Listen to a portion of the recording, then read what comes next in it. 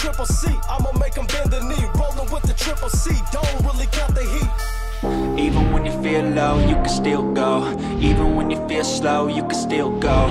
Even when there's no hope, you can still go. I never answer to no, man, I still go. What's up, everybody? Welcome to this episode of Bet Like a Goat. I am your host, Henry Cejudo, aka Triple C, and Bet Like a Goat is sponsored by the one and only BetOnline.ag. You guys make sure to place your bets. Let's get straight to it. Islam Makhachev, UFC 284. Who is this going to take this prize? The #1 pound for pound versus the #2 pound for pound.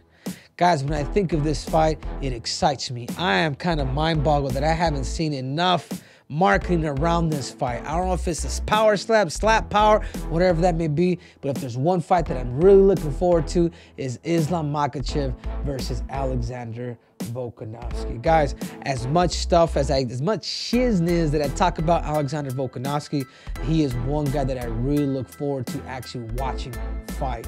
His angles, his misdirections with his punches, his distance recognitions, the way he sets traps. Every time he fights, he looks better and better. The only problem is clash of styles. He's going up against a guy that maybe doesn't have the nice setting trap type of striking that he has, but he has a guy that knows wrestling. And not only a guy that knows wrestling, but that also knows top control. That they live in top control. The Dagestani handcuffs of controlling your legs, controlling the wrist, pounding you away to a pulp. This one right here is not a hard one. This one right here, I would love to say is competitive. But anyways, guys, enough talk. Let me break it down and let's take you guys to the gym. So Islam Makhachev versus Alexander Volkanovski. Guys, I tell you what, you're looking at the internet is going nuts because nobody is giving Alexander Volkanovski a chance. Why aren't these people giving Alexander Volkanovski chances? Because he's smaller, he's shorter.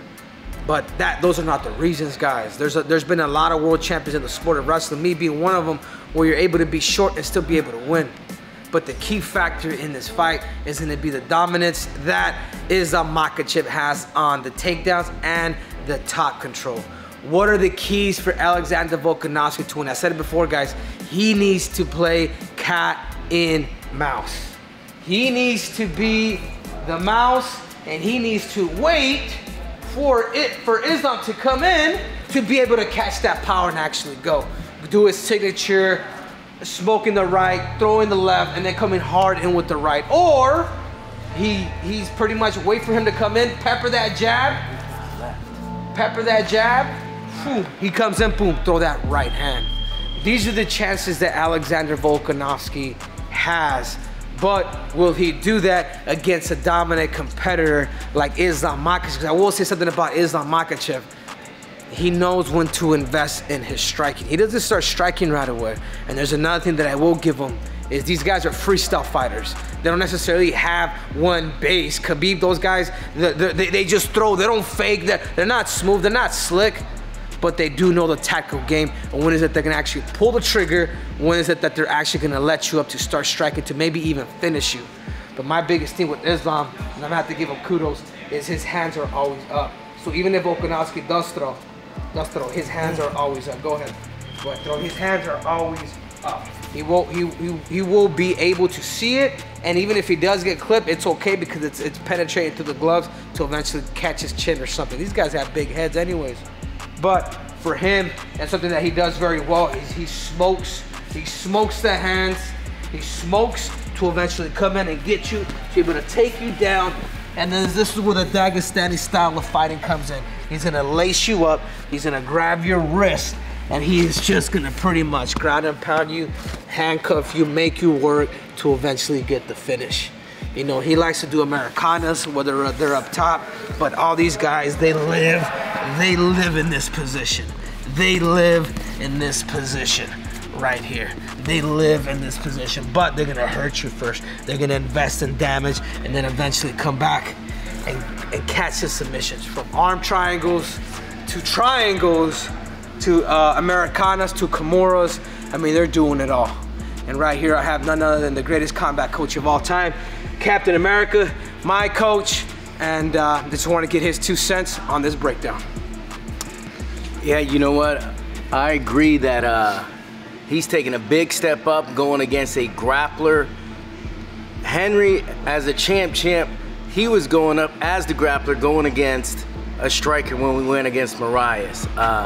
Patricio Pitbull, when he went against Michael Chandler, went up a weight class. Yes, Michael Chandler is a wrestler, but he ain't the smartest wrestler because he likes to strike with strikers. And Patricio used the distance management and hit that one-hitter quitter on him. Volkanovski going up, I don't think he's ever felt a Dagestani wrestler with their type of control. It's very different than jiu-jitsu. It's very different than sambo.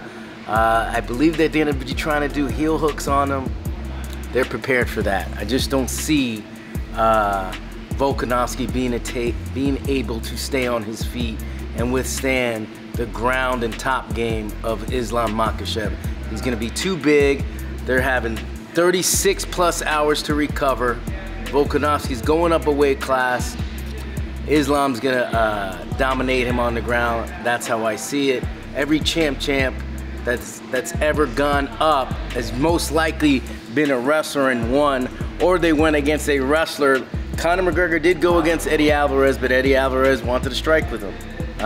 So I don't see that happening against Islam. I see Islam taking it to the ground early and dominating him. Well, that's one thing that you are bringing up, Eric, and he brought it up with Paulo when they fought in Abu Dhabi. I mean, because they're fighting in Australia, yeah, Volkanovski does have the home turf, but look at the recovery. They're going to get close to about 40 hours of recovery for Islam Makhachev. The dude's going to be bigger than a lot bigger than Volkanovski. And you're going to be able to see that size difference. But if Volkanovski is able to, let's say for whatever reason, does get this win, man, he would only have to defend his belt one time with whomever the hell he wants, and he'd be considered the greatest champ of all time. I like it, but they're doing an interim captain. Or 55, no, he's gonna have to defend it at 55 in order for him to become the greatest champ of all time. But as of now, you guys already know what his name is, and his name is Triple C. And now for the co-main event, Yair Rodriguez versus Josh Emmett. Just like Volkanovski and Islam, these are two clashes styles. You have Josh Emmett, who has that brute power, maybe, just maybe, or better yet, it's the facts that this guy has more power than anybody at 145 pounds. We saw all his highlights, we saw the countdown, we saw what he could do with those hands, but he's going up against a guy who is a veteran of the game and who has a clash of styles. What I mean by that is this is a guy that kicks. This is a guy that understands range. This is a guy who has a chip on his shoulder. And will we see the next Mexican champion in Yair Rodriguez? Anyhow, guys, enough talk. Let's take it to the gym. And now we have the co-main event for the interim title, Yair Rodriguez versus Josh Emmett. This is another clash of styles. These are two styles that are completely different. With Yair, who has a lot of the unorthodox kicks that he likes to throw, right? Whether he's southpaw or whether he's orthodox. But Yair really doesn't really necessarily even have a style. He's just super creative. He's just super creative, where he can do things to be able to catch somebody. And I think the cat and mouse, I think more likely the person who has to be the mouse is gonna have to be Yair Rodriguez, because there's somebody that has some crazy power. That's something that you really do want to evade. And his name is Josh Emmett. Josh Emmett, man, I tell you what, man, he's been putting people to sleep. There's a big difference when you TKO somebody, and there's a big difference when you knock somebody out cold. When you knock somebody out cold, that's what you call the Francis Ngannou type of power. Not TKOs, not referee stoppages. Like you're lipping people, you're taking the souls out of them. And that's what makes Josh Emmett a very, very dangerous fighter, because he's got that infamous right hand. And he can really dabble with those hooks. What I'm trying to say, guys, is it doesn't matter what this guy throws. If he lands, you're going night-night. Captain, what you have on this fight? I like Yair, I like his unpredictability, and I think that's the key, being unpredictable for Josh Emmett. Hard to hit, hit, not get hit. I see one of those kicks really hurting Josh Emmett. So my prediction for this fight is going to be Yair Rodriguez by decision.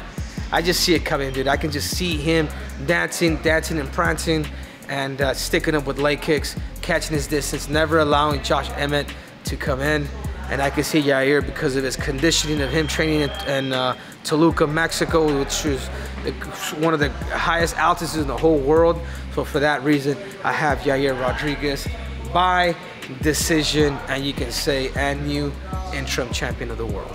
Damn, I can't wait. Pound for pound status on the line, interim championship status on the line. It has Triple C C4 future opponents on the line. This is gonna be one of the greatest UFC bouts in history, one of the most important. There you have it, guys. You guys make sure to bet at BetOnline.ag, and you guys place your damn bets. So just to make it fun, guys, because Islam Makhachev is such a favorite, I'm gonna have to go with Islam Makhachev. 4th round TKO. That's right, 4th round TKO, Islam Makhachev. Yair Rodriguez is another pick of mine, but I have him by decision. I do believe it's distance recognition. You cannot see, even though Josh Emmett has the power in his hands, I don't think he'll get close to Yair Rodriguez.